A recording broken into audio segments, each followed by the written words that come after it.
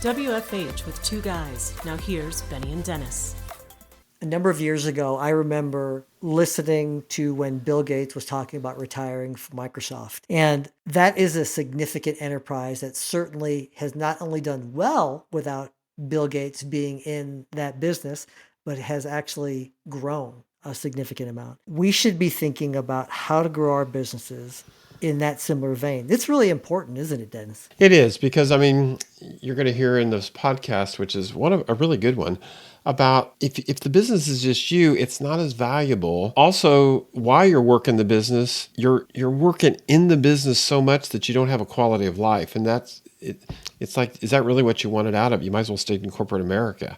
So I think there's some things there. And Franne McNeal joins us today, and I think just gives a lot of great insight about what can apply to your business short term, but also in the future if you're thinking about selling or growing or those types of things. And I think there's just a lot of good conversation here that you're going to really enjoy as Benny and I and Fran talk. Yeah, Franne McNeal with significant business results. She has helped hundreds of businesses really get to the point where their business is achieving the dream that they had set out. This is a great one. Listen in on this one. Dennis, I don't know if I've ever told you this story from years ago, but I remember reading a story about Siegfried and Roy. And do you remember that group? They were Las Vegas I performers. do remember. I'm old, so I do remember that. So So for some of the younger folks out there, Siegfried and Roy were these performers in Las Vegas that had this wonderful show. And there was an unfortunate incident that happened, and one of the, I believe the tigers attacked your Siegfried and Roy. And I apologize, I don't know which one it was. But when that happened, that particular business failed. The unfortunate side of that is that, it's not just Siegfried and Roy who were out of a job, because they were a couple and one had to take care of the other. But it was all the people who were supporting it, all the people who were in charge of lighting and people who were counting on that as their income. And I remember reading a story about the Blue Man Group. Have you ever seen the Blue Man Group?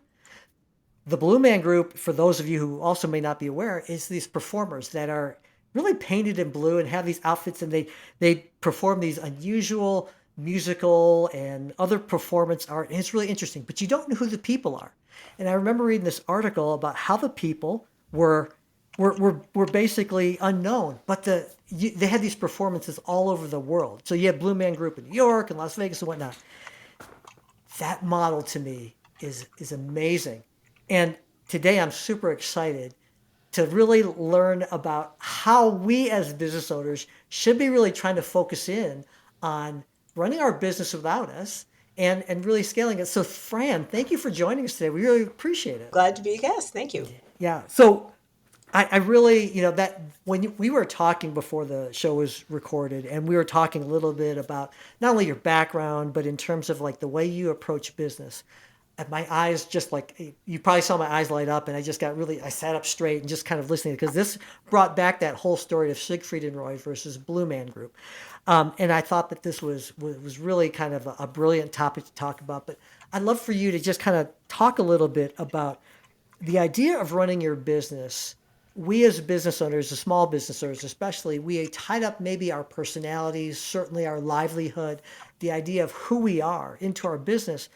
But I've always heard that really is probably not the best way, that's not the best business model for us. Maybe you can enlighten us a little bit about that, Fran. Sure. I mean, many people start a business because there's something that they're passionate about. Some people start a business because they have to. And some people start a business by accident. But in any case, when you're starting a business, most people start as a solopreneur.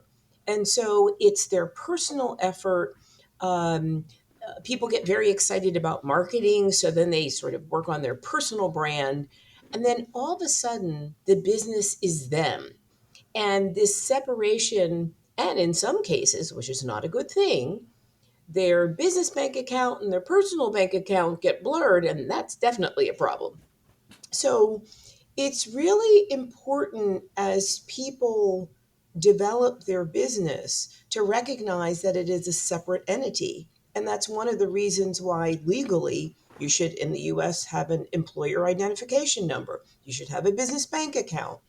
You should talk with an attorney and an accountant to make sure that the legal structure that you're using is, in fact, different from you, the individual.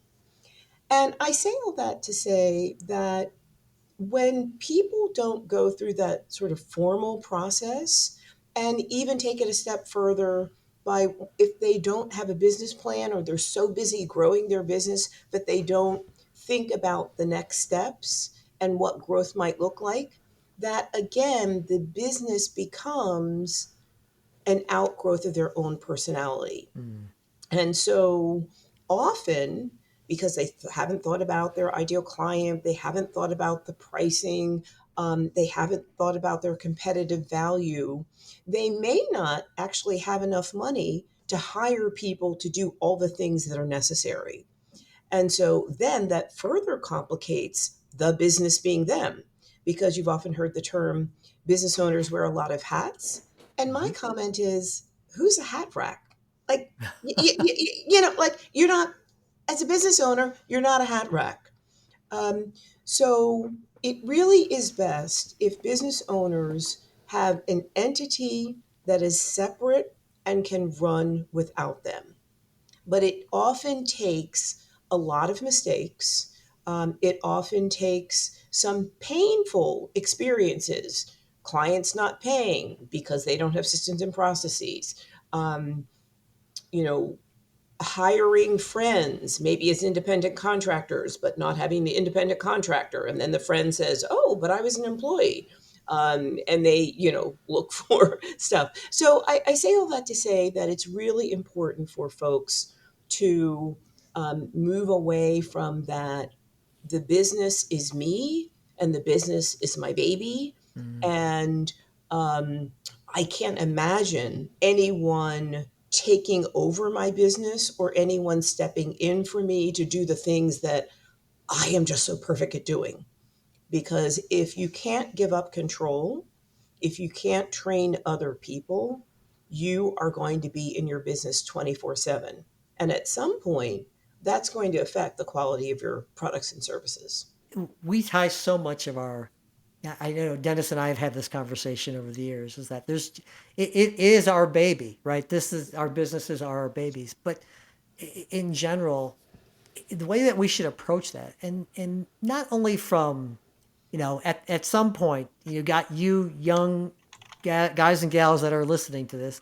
If you guys are thinking about your business, the last thing you're probably thinking about right now is the day you retire or you sell your business.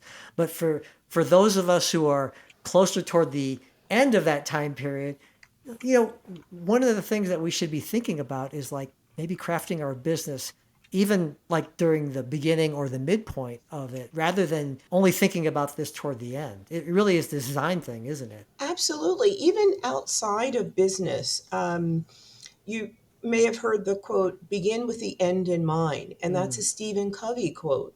And Stephen Covey focused on leadership skills and time management skills. And so, this concept of planning, people see it with vision versus mission. Where do you want to be in 5 years? What's Mm. that top of the mountain that you're aiming for? And then, where are you right now? And then, what's the gap? How are you going to get there? And so being clear about the end in mind, is it selling your business? Is it passing it on to somebody else? Is it having it be merged with someone larger? It's really important to think about that and have a plan. And so, again, if you're running your business so closely as a baby. I mean, even babies, if we switch to the topic of babies, babies have stages and they don't stay 1 week old forever. Pampers Thank know. goodness. Yeah. Well, thank goodness, right. They've got Pampers for babies that run, babies that swim, Mm. babies that are a little bit heavy, babies that are skinny. Mm. Um, so babies have multiple stages and then they move into the terrible twos. Businesses have life cycles and stages as well. So even if you're not thinking about what sometimes people call your exit strategy, it's still important to say, 5 years from now, I'd like to be at X spot. And 10 years from now, I'd like to be at Y spot. And in general, when you begin to do that, I don't, and I've worked with over the last 11 years, 886 small business owners. Now, Oh, albeit they wow. had existing businesses, they had two or more employees, they had been in business 2 years or more, and they were CEOs or co owners of the business. But I have not heard anybody say, I want to have a business that 5 years from now, I'm working 100 hours a week. I'm not getting paid. I'm complaining that I don't have the right customers. There are people that sometimes don't pay me. I do government work and I'm really frustrated that it's a 180-day cycle. Like, I don't hear people saying that's what they want. Yeah. I often hear people say, I'm in my business a lot and I can't remember the last time I've taken a vacation. Or I won't take a vacation because if I take a vacation, my business won't run without me. So, for those of you that are kind of eavesdropping on the conversation, we started out with this concept of Siegfried and Roy versus Blue Man Group. I mean, do you want your business to be able to operate without you so that you can have a life and you can be a business owner? And if the answer is yes, you've got to put some systems and processes in place so that if nothing else, and some people say, I'm an entrepreneur and, I want to have the triple bottom line and it's not all about profit. I would say, please include as part of your success factor sanity. Mhm. Sanity over profits is really, really important. I think that is so profound, and in terms of like, I think there are.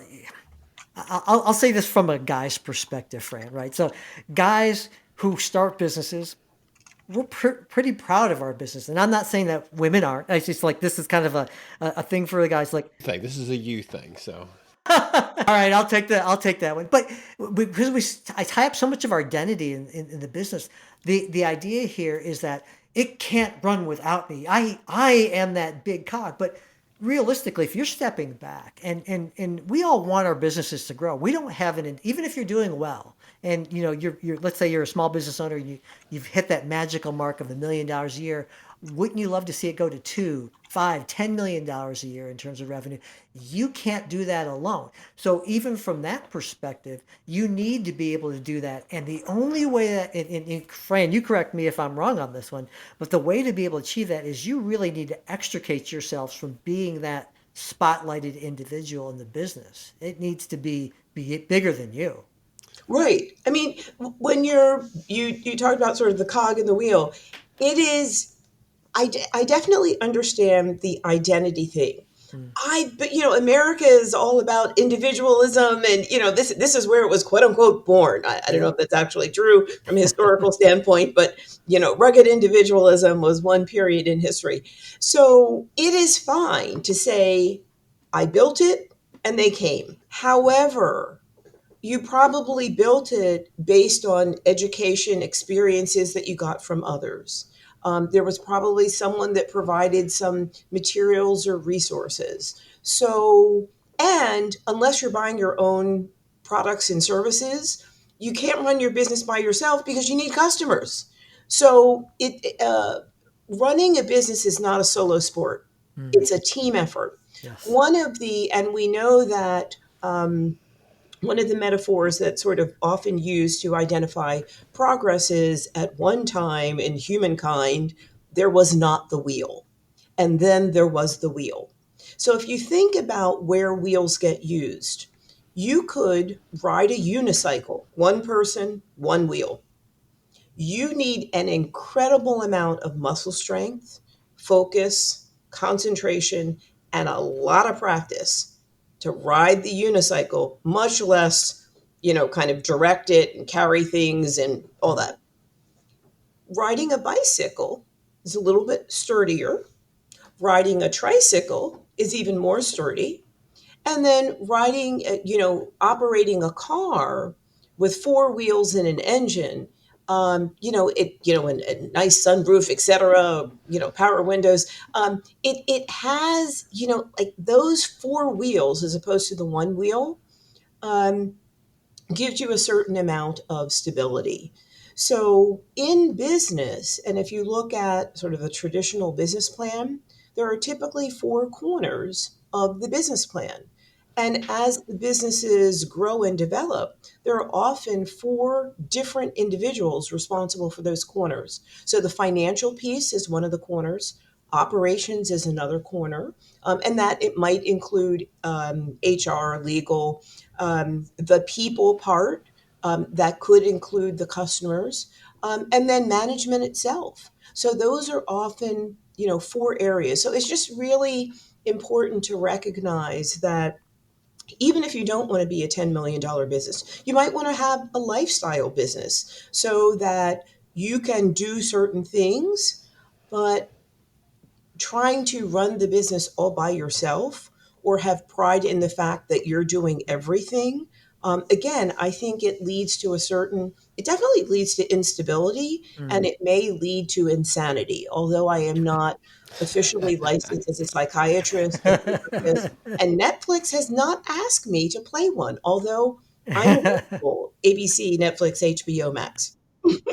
So, Fran, because Benny and I both own small businesses, and and I love the analogy of the baby stages because it does. It goes through those different stages, and people have to, some of them get stuck. Because they can't let it get past the baby in Pampers and a swimming Pampers type thing, and that's where they're at. And so, for the listeners, what are things that you do to help people get out of that so that they learn to find that balance of work and balance of personal life? Because I'm assuming most of them it's because they're working way too many hours in their business. Absolutely. And so, Absolutely. how do you help them make that change or that transition? Because it doesn't happen overnight. I don't. It's not like you pull a bandage off. No, no, I wish I had the magic wand, although that's often a question. If you had a magic wand, what would happen differently in your business? And often people are like, I would have a vacation, I would pay myself more,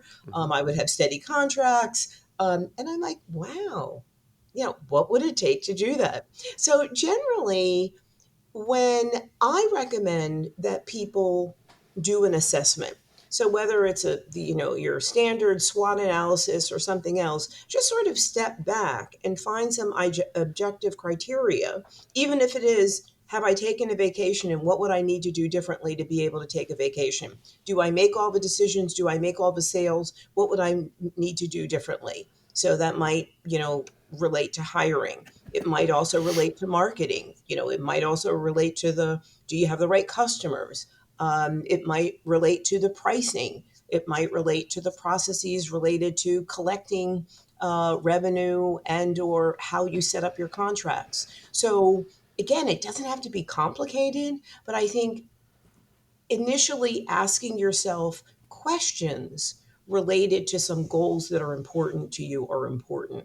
Yeah. And I use different assessments, but again, even if Yeah. it's vacations, Yeah. that would be a No, I criteria. think it's great, and I think again, this is where if you're a listener, this is where having someone like Fran or an outside person help you because if you're trying to do it yourself, you're not going to be honest with yourself. If it's just you writing this stuff, probably not going to happen because you're going to sit there and make every reason why this certain stuff happens the way it does. But having an outsider come in and help you ask the questions and hold you accountable, I think takes you to that next level. The other important part to be thinking about, and Fran, this when you and I met earlier in the year, it's not only for your business today, but if you want to go sell it, going through this process can make your business so much more valuable later on.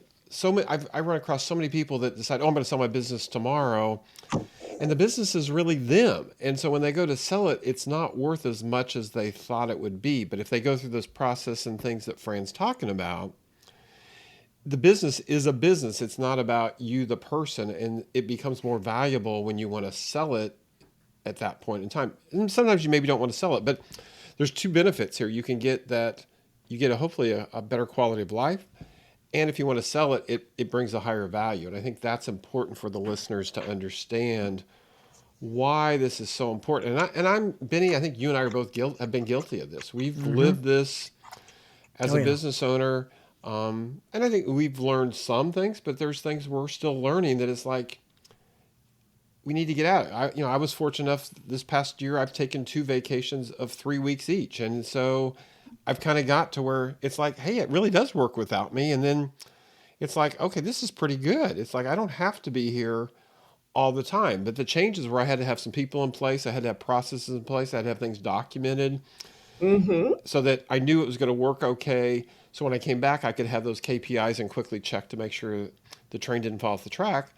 But it's like I didn't have to be involved for 3 weeks while I was on vacation. And I encourage people, if you take vacation, Right. do one on a cruise because you don't have connections. You don't usually have internet and Wi-Fi. So you really are getting disconnected from the business for 3 weeks. Or as I did, let your kitten bite the corner of your laptop, and then it's out of commission Yeah. for Yeah. Yeah. Yeah. 3 weeks. And you know what? I bet you everything still was fine. I had some great people. I have great people working with me. And I mean, they did a great job and life kept going. And, there's some things that, maybe got dropped, but it's like you learn that, okay, as a business owner, I got to make sure that I cover those things in the future and get a process in place for those things. But it's like the quality of life is so much better if you can find that balance because it doesn't, you're not working 100 hours a week and stuff. You find that experience of where you want to get to. And then you have to decide that, when you get ready to sell it, do you really want to sell it? Or is it, hey, if this thing works, I don't have to sell it. So there's all kinds of things that people like Fran can help you get there. And that is one of the reasons why, seriously, I brought in sanity. Because a lot of times people define success in terms of dollars, Mm. but success in terms of quality of life. I mean, if you were working for someone, whether it's a nonprofit or a for profit, when you were 21 out of college, or maybe you didn't go to college and you're working for someone, would you accept a job where they said, look, we're going to you're going to work 100 hours a week. You're not going to have a vacation for 3 years. And the pay is going to be on average about $10 an hour, knowing that, Starbucks coffee is at $8.99, and that's without tax. So you would say, maybe a four-letter word or a variety. No, you would say no. Mhm. But if we said, well, wait, aren't you really passionate about XYZ? Don't you want to change the world? You probably still would say, yeah, I do, but I want to go back, be able to visit my family. There'd be all these things that you want. So as you're building your business, no matter at what point you are, being able to say, what do I want for my clients? What's the level of service? What kinds of clients? Who do I want around me on my team? And what about my vision and mission would attract people who are committed to serving my clients in the way that makes sense and that in a way that they would enjoy being part of a team. So while I haven't explicitly talked about culture, Dennis, to your point, if your business can't run without you, if you can't take a vacation, number one, you're probably a cranky old buzzard. And that's a problem. Your clients are like, well, gosh, they never answer the phone. The emails are kind of curt. There's, typos. It doesn't, it's not professional. You're not doing Yeah. yourself a favor. If you say, I can't afford to hire a virtual assistant or a part-time person, well, then raise your prices.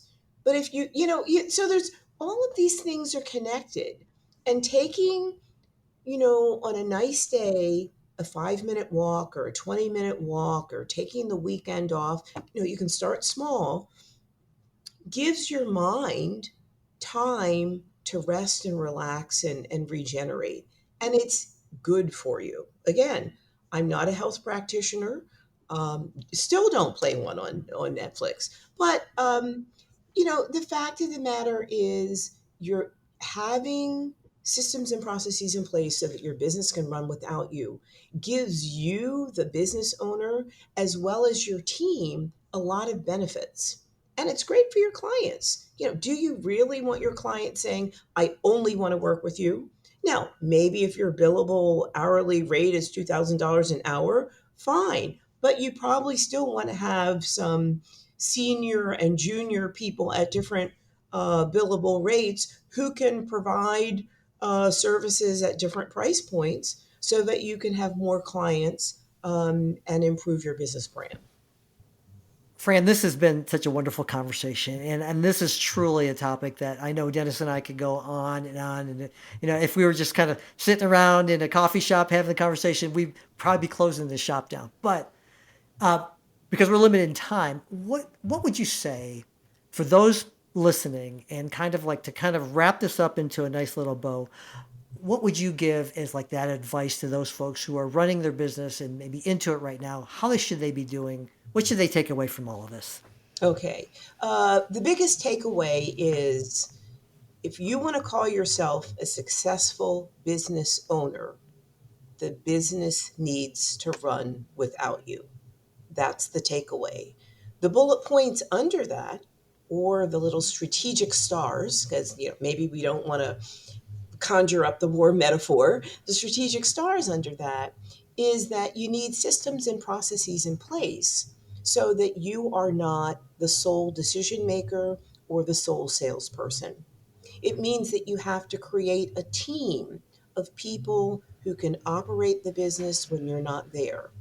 The third star would be that it means that by stepping out of your business, even for short periods of time, a day, a week, a vacation, a month at a time, that it's actually good for your team because you identify leaders in your business, and it's great for your clients because it means you have more people that can actually generate revenue. So, kind of the bottom line is when your business runs without you, it literally is more valuable mentally, physically, financially. And whether or not you want to sell your business, it's great if you, even at the startup phase, are planning a business that can run without you. And as you move into the growth and scale stage, that's even more critical because there's more people working for you. And should you be approaching your golden years of retirement and you're saying, oh, I want to sell this business. I put 10 years in, 20 years in. You want to make sure that from an outside perspective that your business is valuable because when you sell your business, you're not going to be in it. So if you're the only one doing stuff, guess what? People will say, "Oh, we'll take $1 million off. We'll take $2 million off." So you won't get what you expect. So those That's would be the strategic stars under business owners have a business that runs without them. this is a fantastic conversation, Fran. And I know for a fact that there are going to be some people who have some questions that they might need to ask you. What's the best way for any of our listeners to be able to get a hold of you? Sure. The best way is to visit my website, significantbusinessresults.com. And I chose that name on purpose because if you're a business owner, if you're an entrepreneur, or even if you're a struggling person that has an unpaid hobby, it's important for you to focus your energy for action and get significant business results. So significantbusinessresults.com is the best way because you can see my website, you can look at some free videos, or feel free to connect with me on LinkedIn under Significant Business Results or Franne McNeal. And that is spelled Franne. That's McNeal. correct. Yep, absolutely. Fran, thank you so much. This was great. Really, really enjoyed it. It hits my heart close of what I'm going through. So I can tell the listeners this was a great one. Yeah, this is good. We'll have you back, Fran. Thank you so much. We really appreciate the time today. Oh, thank you. Thank you. Appreciate what you do. Keep doing it. Thanks, guys. Thank you. Well, Dennis, that's another podcast in the can. I know that a lot of you all want to know how to get in touch with us. Dennis, what's the best way for folks to be able to get a hold of you? Yeah, email's by far the best for me. It's Dennis J, so DENNISJ at worksolution.com. And that's WORX solution, no S at the end, so solution.com. Benny, how about you? Yeah, same thing. Get a hold of me. My email address is benny@velocitytechnology.group. That's BENNY at velocitytechnology.group. Also, for me and Dennis, you can find us on LinkedIn. Look for us on LinkedIn. Our Work From Home with Two Guys is on LinkedIn. And we also have a website, WFH2guys.com. Look us up. You'll find all the past episodes and some little bits of information that maybe we don't get a chance to talk to on the podcast. We put it out there too as well. And definitely share us with your friends and people in your network.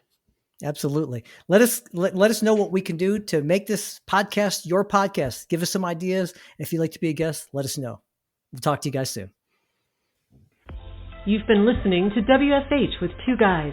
We'll see you next time.